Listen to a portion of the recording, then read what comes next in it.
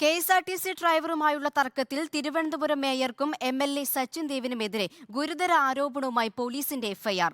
പ്രതികൾ സ്വാധീനമുപയോഗിച്ച് ബസിനുള്ളിലെ സിസിടിവി ദൃശ്യങ്ങൾ നശിപ്പിച്ചെന്ന് എഫ്ഐആറിൽ പറയുന്നു.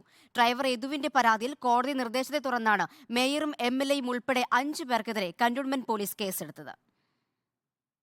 മേയറുടെ പരാതിയിൽ കേസെടുത്ത പോലീസ് തന്റെ പരാതി അവഗണിച്ചു എന്നായിരുന്നു ഡ്രൈവർ യദുവിന്റെ ആരോപണം.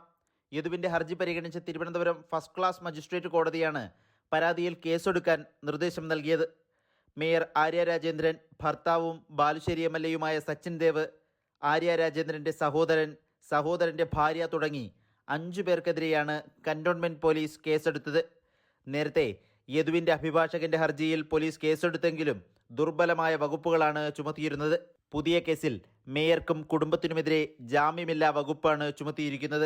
പ്രതികൾ ഔദ്യോഗിക കൃത്യനിർവഹണം തടസ്സപ്പെടുത്തിയെന്നും എംഎൽഎ സച്ചിൻ ദേവ് ബസ്സിൽ അതിക്രമിച്ചു കയറി യാത്രക്കാരെ അധിക്ഷേപിച്ചെന്നും എഫ്ഐആറിൽ പറയുന്നു. സിസിടിവി ദൃശ്യങ്ങൾ അടങ്ങിയ മെമ്മറി കാർഡ് പ്രതികൾ നശിപ്പിച്ചുവെന്നും എഫ്ഐആറിലുണ്ട്. പുതിയ കേസിൽ പോലീസ് ഉടൻ അന്വേഷണം ആരംഭിക്കും. രാഷ്ട്രീയ വിവാദങ്ങൾക്കപ്പുറം നിയമ നടപടികളിലേക്ക് കടക്കുകയാണ് തിരുവനന്തപുരത്തെ നടു റോഡിലെ മേയർ ഡ്രൈവർ തർക്കം. റിപ്പോർട്ടർ, തിരുവനന്തപുരം.